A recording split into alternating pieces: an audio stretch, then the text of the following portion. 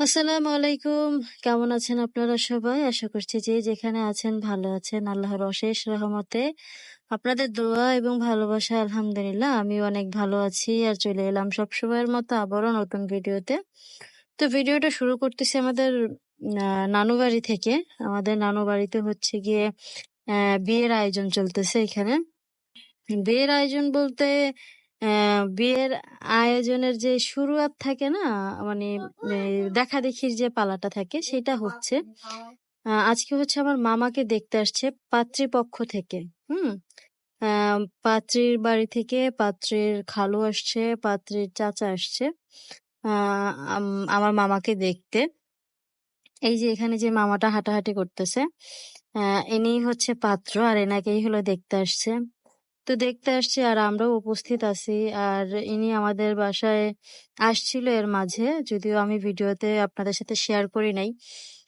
যারা আমার বড় ভাইয়ের ভিডিও দেখেন তারা দেখেছেন আমার এই মামাকে। ইনি প্রায় 5 বছর পরে হচ্ছে সৌদি আরব থেকে আসছে। এনার হচ্ছে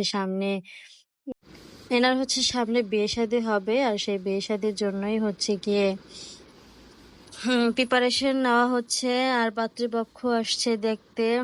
আর সেজন্য হচ্ছে মামা প্যান্ট গেঞ্জি এসব পরে রেডি হয়েছে। এর আগে মামা লুঙ্গি পরা ছিল।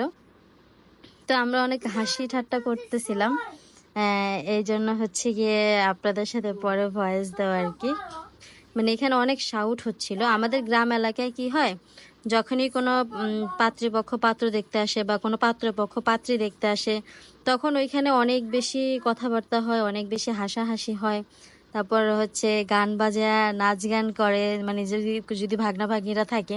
তো আমিও তো সম্পর্কে ভাগ্নি হই, যদিও আমার মামা আর আমি অনেক বেশি ছোট বড় না, হয়তো 3-4 বছরও ছোট বড় হব।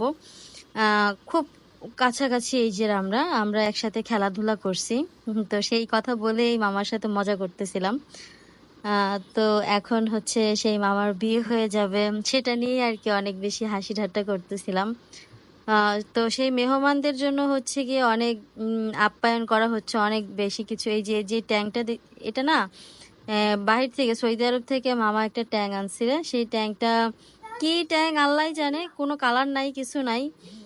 আমের ট্যাঙ্কটা হচ্ছে আমের, মেবি কাঁচা আমের হয়তো বা, যার জন্য এরকম একটা কালার। না পাকা আমের কি জানি, অন্যরকম একটা স্বাদ, অন্যরকম একটা কালার আর কি। মানে কোনো ইয়ে কি বলে আর্টিফিশিয়াল কিছু মেশানো নাই। বললো এটা নাকি একদম সঠিক কি বলছে, মানে আমি ওইভাবে বলতে পারবো না এখন। উনি যেন কি একটা কথা বলছিল। তো ওনাদের জন্যই হচ্ছে কি অনেক কিছুর আপ্যায়ন করা হচ্ছে। আর আমার হলো অনেক বেশি খারাপ লাগতেছে। আমি যে মুহূর্তে ভয়েস দিতেছি সেই মুহূর্তে আমার ভিতরে অনেক বেশি খারাপ লাগা কাজ করতেছে। মনে হচ্ছে আমি নিঃশ্বাস ছাড়তে পারতেছি না, মনে হচ্ছে আমি অনেক পরিশ্রম করছি, মানে হাঁপাই যেতেছি, এরকম একটা পরিস্থিতি। মানে এরকম ফিলিং কেন হচ্ছে আমি জানি না, তবে হচ্ছে। তো ভিডিওগুলো তো দেখতেছেন, ভিডিও দেখে অবশ্যই কমেন্ট করে জানাবেন ভিডিওটা কেমন হয়েছে। ভালো লাগলে অবশ্যই চ্যানেলটাকে সাবস্ক্রাইব করে দেবেন। আর আমার যে মামার বিয়ে হচ্ছে সেই মামার জন্য অনেক বেশি দোয়া করবেন। আর আপ্যায়ন কেমন হয়েছে সেটাও কমেন্ট সেকশনে কমেন্ট করে জানাবেন।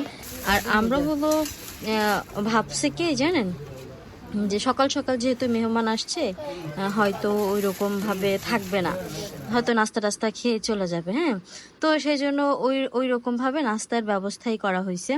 তো পরে হচ্ছে নাস্তা টাস্তা খাওয়া যখন হয়ে গেছে, তখন হচ্ছে মেহমান আবার আরেক আমাদের একটা মামা আছে, যিনি হচ্ছে সম্মানীয় থাকে না কিছু মানুষ এলাকার মধ্যে। তো আমার ওই মামারও হচ্ছে সম্মানীয়। তো ওই মামার সাথে কথা বলার জন্য মেহমান হচ্ছে ওয়েট করতেছিল। মানে হয় না, গ্রাম এলাকাতে পাত্র পাত্রী যখন দেখতে যায় তখন কিন্তু আশেপাশে থেকে অনেক খোঁজ খবর নেয়, ছেলে কেমন বা ছেলের ফ্যামিলি কেমন। তো ওই রকম ইসের জন্য ওনারা হচ্ছে ওয়েট করতেছিল।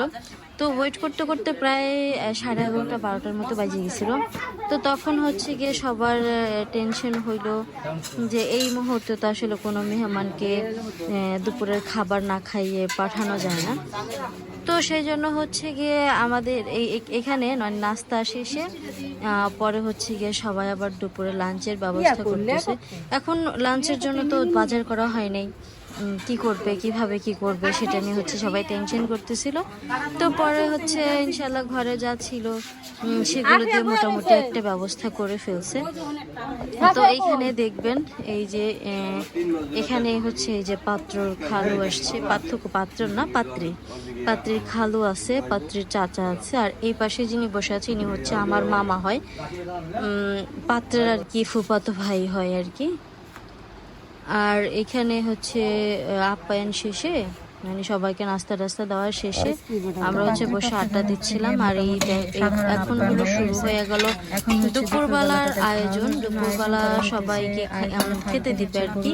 এখন আমাকে হলো বলতেছে আমি যেন হেল্প করি, আমার ছেলের বিয়ে, যেহেতু আমার সম্পর্কে মামা হয়, তো অনেক বেশি মজা করতেছিলাম, বলতেছিলাম ছেলের বিয়েতে তো আমি সব কিছু করব, আমার ছাড়া তো বিয়েই হবে না, হ্যাঁ অনেক কিছু করতেছিলাম।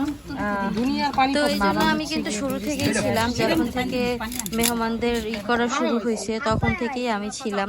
আর এখনো আমি আছি, কারণ যেহেতু হঠাৎ করেই আর কি এটা হয়েছে, সেজন্য আমিও হেল্প করে দিচ্ছিলাম সবার সাথে বসে, কারণ একা একা আসলে কখনোই কোনো কিছু সম্ভব হয় না।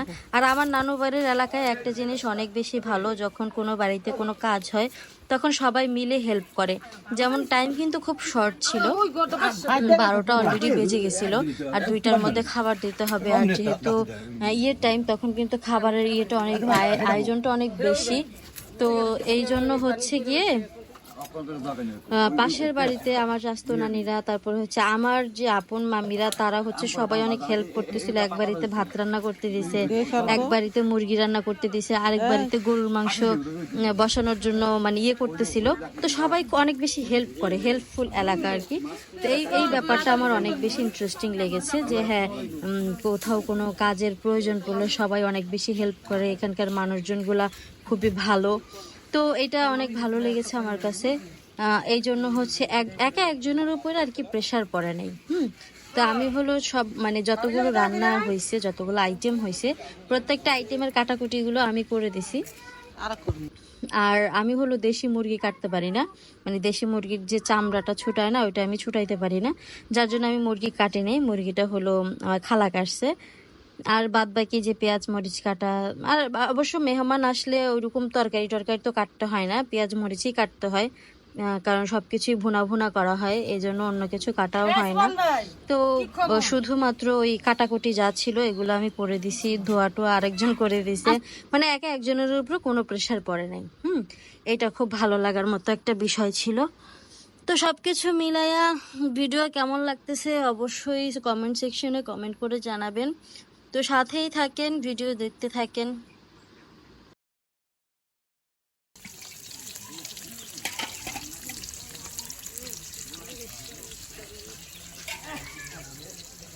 বেশি ভালো দেবো তো খালা, বেশি ভালো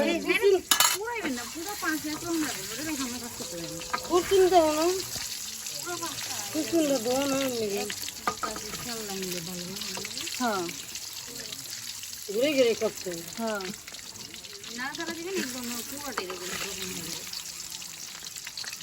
আমি চিনি না তেলের মধ্যে লবণ হয়েছে, হ্যাঁ পর ডিম দিয়ে দিই, তেলে একদম চারোপাশে সুন্দর করে লাগে।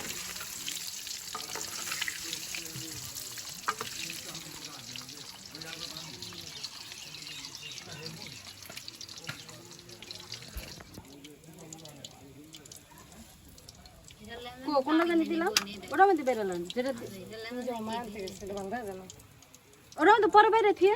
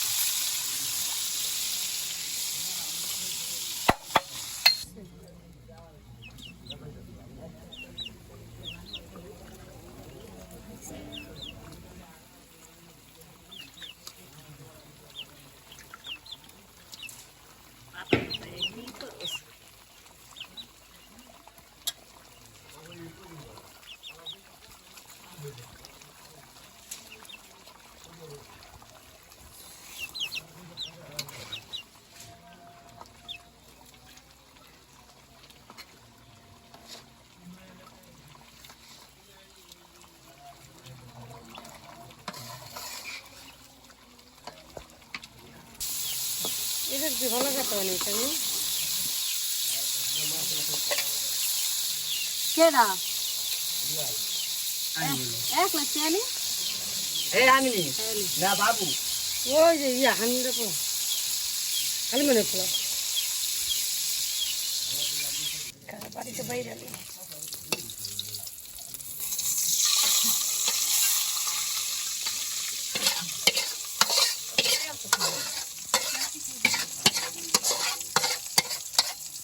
চল কিছু বলতে সেটা খাওয়া যাবে মরিচ চালা জানি সেটা ভর্তা বাজার না দিবা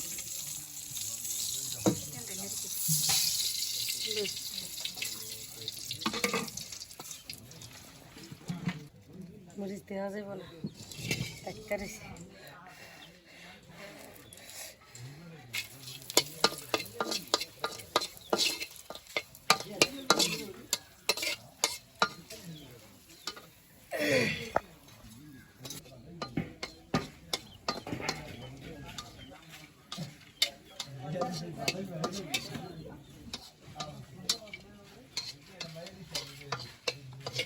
না না ভাঙা ভাড়া দাও কত কিছু তো এখন হলো আমার খালা গরুর মাংস রান্না করবে মেহমানের জন্য একদম মাখায় ঝুঁকায় বসাই দেবে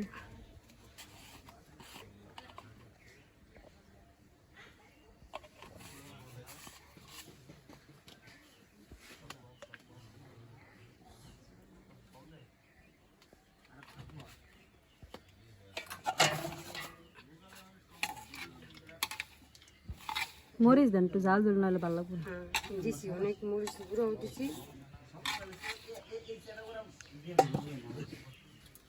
বড় না চালের গুঁড়া মেটের গুঁড়া কত কিছু কইতেছে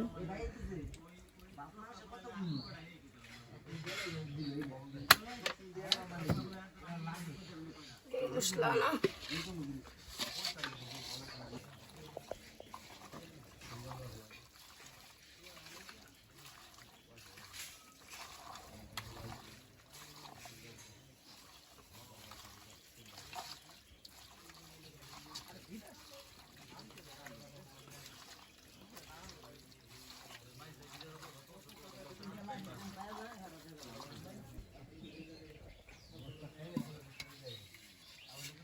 কি পানি দিয়ে দিবেন পানি ওই ওই ওইটাতে দাও ওই নিচের কলসির তো